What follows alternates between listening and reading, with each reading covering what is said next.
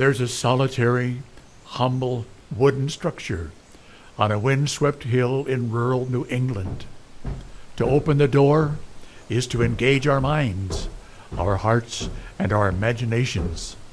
In this place, preachers and professors, past and present, come alive as they walk the aisle, ascend the pulpit stairs, and teach. From theology, from history, and from the Word of God.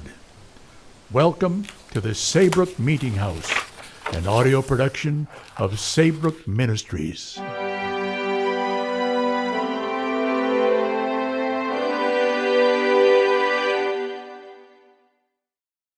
The Bible's Summum Bonum by B.B. Warfield. The Bible is a perfectly plain and a perfectly practical book. The purpose of its giving to the world was not at all that scholars might have a field in which they might try the depth of their insight and expend their best efforts in seeking and securing truth. It was given to plain and practical men as a prescription to cure them of the disease of sin, to busy and careless men as a trumpet call which they could not choose but hear. Its prime purpose was not to teach either a philosophy or a science or an art, not at all to systematize knowledge in any sphere of learning. Its prime purpose was simply to tell sinful men what a God they had and what they practically needed to do in order to serve that God and save their souls. It is easy to jump to the conclusion from this fact that the Bible does not teach any system, whether of theology or ethics. A moment's thought will guard us, however, against so false a step. Practical maxims, earnest, simple commands, necessarily imply a system of both theology and ethics. To venture upon the simple statement, "Be sure you are right, and then go ahead," is to commit oneself to a whole theory of the universe. It is to imply that there is such a thing as right and such a thing as wrong, that it lies in man's power to distinguish between them, yea, even to choose between them, that it will go well or ill with him according to this choice, that therefore there is such a thing as good and ill desert and as reward and punishment attached to them, involving in higher reach of logic the responsibility of the human soul, and higher still, the existence of a wise, holy, just, personal God, to whom our duty is owed, and who, according to our desert, will reward or punish us. Just so that other maxim, "While we live, let us live," how many of us practically live by it, involves likewise a whole theory of the universe, but diverse from the other. It implies that whatever we profess, we really do not believe in a God or a soul or a life after death. It implies that being brutish in character, we are willing to be brutes in life. It is thus impossible to give maxims to guide the life without implying in them a system of truth on which the practical teaching is based. According to the system of faith that lies in the depths of our hearts, will be therefore the maxims by which we practically live, and out of the maxims of any man we can readily extract his faith. It is therefore inevitable that the Bible, being consistent in its commands, should imply a consistent system of ethics, and it is of much importance to us to know what that system is.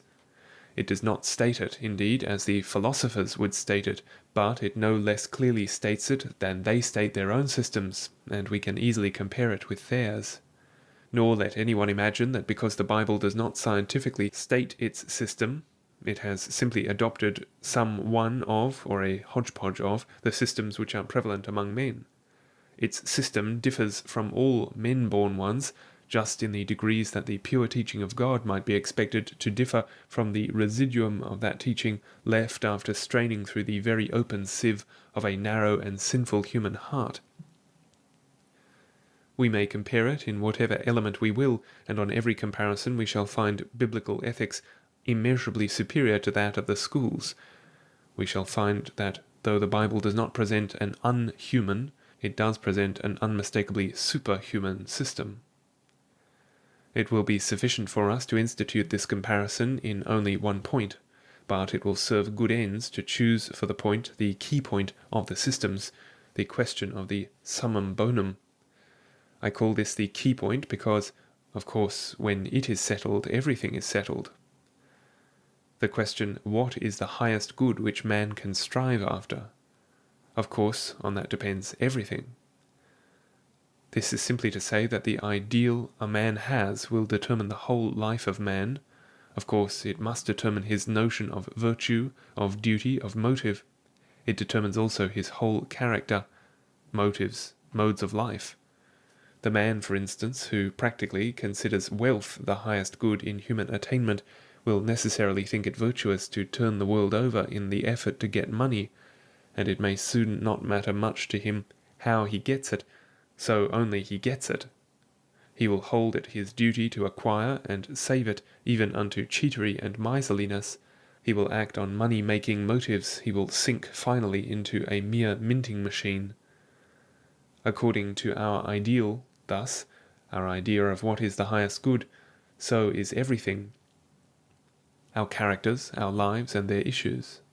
If it be low, so will our life be low, and our death. If it be high, so will our life be high, and that which comes after death.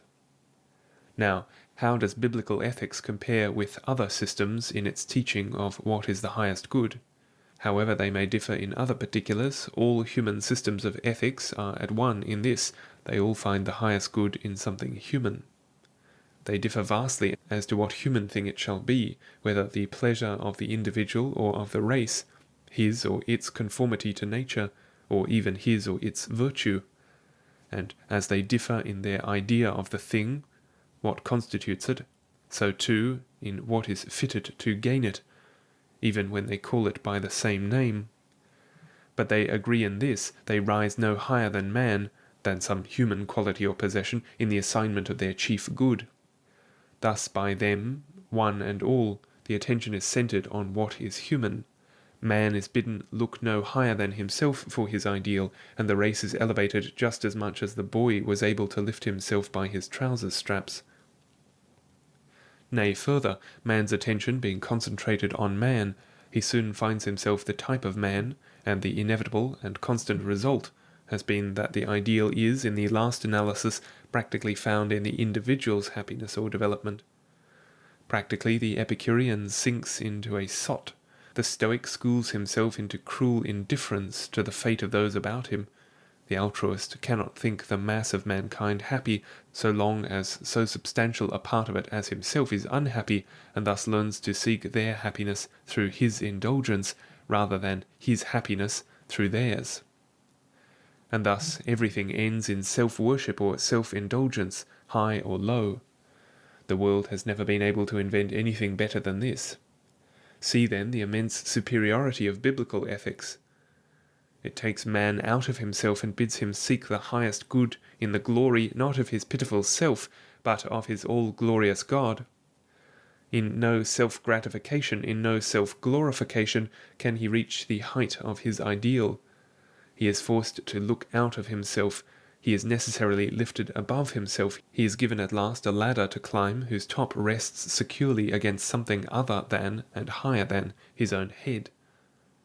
With his eye set on glorifying his Saviour and Maker, his idea of virtue is transfigured and purified from earthly dross, his notions of duty are ennobled, his motives become holy, and his whole life divine. In this one point we can see the transforming greatness of Christian ethics. This, I say, is the biblical idea of the Summum Bonum. But, of course, the Bible does not say in technical words the Summum Bonum is the glory of God. That is the way a scientific moralist, had he not been struck dumb at the grandeur of the thought, would have put it. But the Bible was not concerned about scientific morality. It was concerned about practical morality. It was not addressed to scientific moralists. It was addressed to simple men and women. And the way it puts it, you may read it in many places, and nowhere more plainly than in 1 Corinthians 10, verse 31, is, "Whatsoever ye do, do all to the glory of God." How does this differ from that? Much every way, most notably of all in this: the Bible gives no statement, it gives a command. It teaches, as they say of Jesus, with authority. It comes not coldly saying, "This is the best thing on the whole to do," but calmly declaring, "This is a thing which you shall do," on penalties. And it is well to note this sharply. There are no ifs and ands about it. It simply says, "Do it." The question for us is, are we doing it? Whatsoever ye do, do all to the glory of God. There is a sense in that we may not all be gathering. Why, for instance, are you going to your business house tomorrow morning? To make money? Good. For what? Consciously, in order to glorify God in the wise, true, noble use of it? No? Well, then are you a Christian? My dear lady friend, to serve what purpose are you planning to give that entertainment tomorrow? Is it in order to glorify God through it? Perhaps you never thought of that. Well, are you a Christian? What God commands is, let us face it unflinchingly, that we shall do nothing without taking absolute care to see that we are trying to glorify God in the doing of it.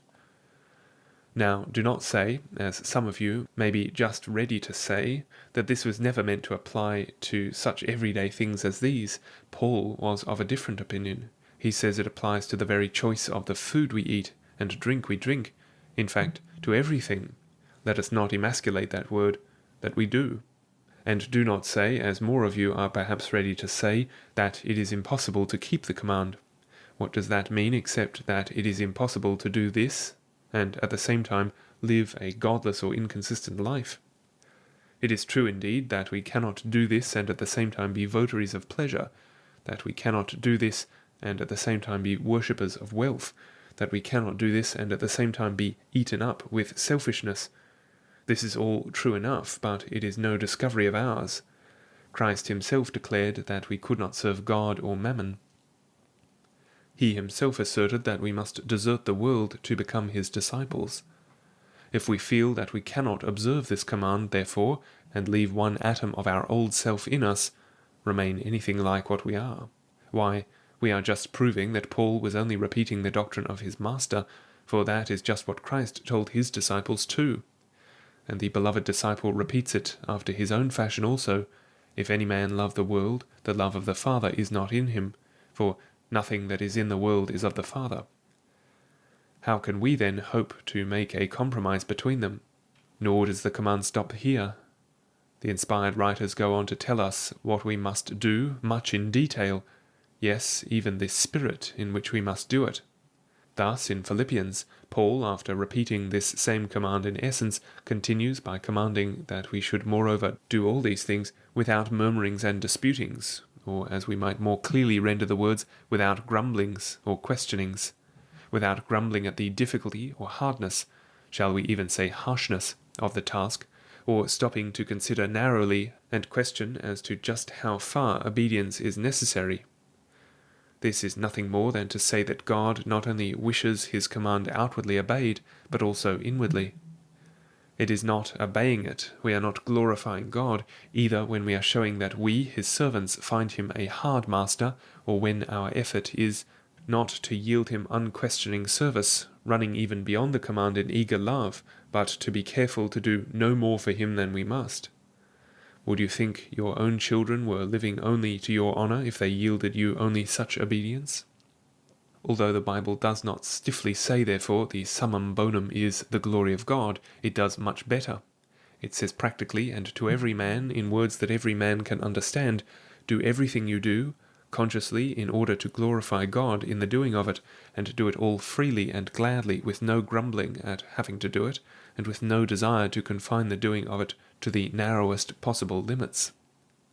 Thus, though the Bible does not discourse learnedly as to the summum bonum, or the nature of virtue, or duty, or motives, it does manage to place very sharply before the mind, and sink very deeply into the heart of the really earnest reader, very clear notions of what is the highest good, what is virtuous, what duties are required, and what motives are high and to be followed. It lacks all technical terms. The Christian man may not know one scientific phrase, but if he has hearkened to the teaching of the book, he will know how to govern his life and to be good. He will know ethics practically, if not scientifically. Is not this the object of all ethics? Does not herein lie the supreme claim of Christian ethics to be the one true and adequate system?